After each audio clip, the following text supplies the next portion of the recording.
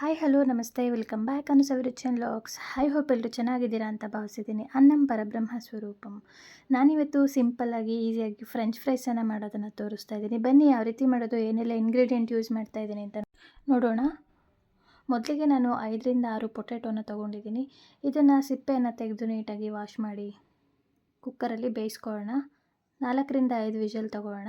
ಅದಾದ ನಂತರ ಇದನ್ನು ಮ್ಯಾಶ್ ಮಾಡ್ಕೊಳ್ಳೋಣ. ಚೆನ್ನಾಗಿ ಸ್ಮ್ಯಾಶ್ ಆಗಬೇಕಿದು, ಗಂಟಿಲ್ಲದೆ ಇರೋ ರೀತಿ. ಆಮೇಲೆ ನಾನು ಒಂದು 4 ಕ್ಯೂಬ್ಸು ಚೀಸನ್ನು ತುರ್ಕೋತಾ ಇದ್ದೀನಿ. ಹಾಲು ಮೇಲೇ ಚೀಸನ್ನು ತುರ್ಕೋತಾ ಇದ್ದೀನಿ. ಚೀಸನ್ನು ಹಾಕೋದ್ರಿಂದ ಟೇಸ್ಟ್ ಕೂಡ ತುಂಬ ಚೆನ್ನಾಗಿರುತ್ತೆ. ಫ್ರೆಂಚ್ ಫ್ರೈಸ್ ಅಂತೂ ಸೂಪರಾಗಿ ಬರುತ್ತೆ. ಇದೊಂದು ಡಿಫ್ರೆಂಟ್ ವೇ ಅಂತಲೇ ಹೇಳ್ಬೋದು. ನಾರ್ಮಲ್ ಫ್ರೆಂಚ್ ಫ್ರೈಸ್ಗಿಂತ ಟೇಸ್ಟಿಯಾಗಿರುತ್ತೆ ಮತ್ತು ಸಿಂಪಲ್ ಇಂಗ್ರೀಡಿಯೆಂಟ್. ಇದಕ್ಕೆ ಜಾಸ್ತಿ ಇಂಗ್ರೀಡಿಯೆಂಟ್ ಕೂಡ ಬೇಕಾಗಲ್ಲ.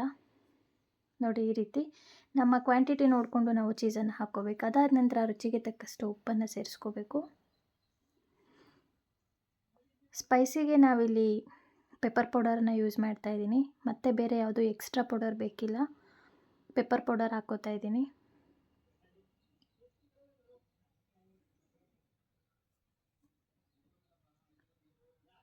ಹಾಗೆಯೇ ಇದಕ್ಕೆ ಸಣ್ಣದಾಗಿ ಕಟ್ ಮಾಡಿರೋಂಥ ಕೊತ್ತಂಬರಿಯನ್ನು ಸೇರಿಸ್ಕೋತಾ ಇದ್ದೀನಿ.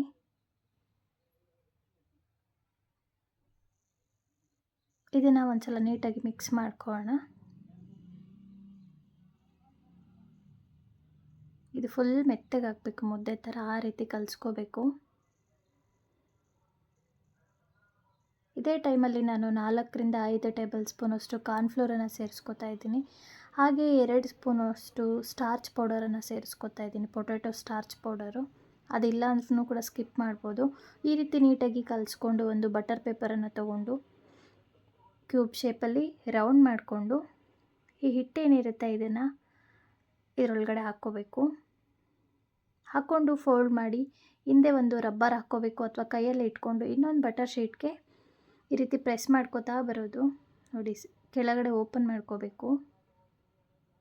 ಸಿಸರಿಂದ ಸೈಜ್ ನೋಡ್ಕೊಂಡು ಕಟ್ ಮಾಡಿಕೊಂಡ್ರೆ ಸಾಕು. ನೋಡಿ, ಈ ರೀತಿ ಉದ್ದಕ್ಕೆ ಕಡ್ಡಿ ಶೇಪಲ್ಲಿ ನಾವು ಫ್ರೆಂಚ್ ಫ್ರೈಸ್ನ ಹಾಕ್ಕೋಬೇಕು.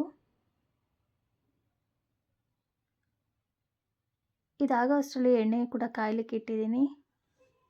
ನೋಡಿ, ಈ ರೀತಿ ಒತ್ಕೊಂಡು ನಾವು ಕಾಯಿಸಿರೋಂಥ ಎಣ್ಣೆಗೆ ಹಾಕ್ಕೋಬೇಕು. ಇದನ್ನು ಲೋ ಫ್ಲೇಮಲ್ಲೇ ಇಟ್ಟು ನಾವು ಫ್ರೈ ಮಾಡ್ಕೋಬೇಕು. ತುಂಬ ಹೈ ಫ್ಲೇಮ್ ಇಟ್ಟರೆ ಸೀದೋಗಿಬಿಡುತ್ತೆ. ಆಲ್ರೆಡಿ ಪೊಟ್ಯಾಟೊ ಬೆಂದಿದೆ ಅಲ್ವಾ, ಸೊ ಲೋ ಫ್ಲೇಮಲ್ಲಿ ಇಟ್ಟು ನಾವು ಫ್ರೈ ಮಾಡ್ಕೋಬೇಕು. ನೋಡಿ, ಈ ರೀತಿ ಎಣ್ಣೆಗೆ ಹಾಕ್ಕೊಂಡು ಸ್ಟಿಕ್ಕನ್ನು ಯೂಸ್ ಮಾಡಿಕೊಂಡು ನಾವು ಇದನ್ನು ತಿರುಗಿಸ್ಕೊತಾ ಇರಬೇಕು. ನೋಡಿ, ಈ ರೀತಿ ಸ್ಟಿಕ್ಕಲ್ಲಿ ಮೂವ್ ಮಾಡ್ಕೋಬೇಕು. ಒಂದಕ್ಕೊಂದು ಅಂಟ್ಕೊಂಡ್ಬಿಡುತ್ತೆ. ಬಿಡಿಸ್ಕೊಂಡು ಈ ರೀತಿ ನಾವು ತಿರುಗಿಸ್ಕೋಬೇಕು.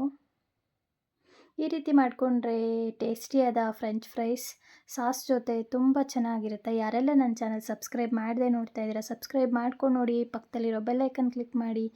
ಈಸಿಯಾಗಿ ಫ್ರೆಂಚ್ ಫ್ರೈಸನ್ನು ಮಾಡಿ ತೋರಿಸಿದ್ದೀನಿ. Thank you for watching. Take care. Bye.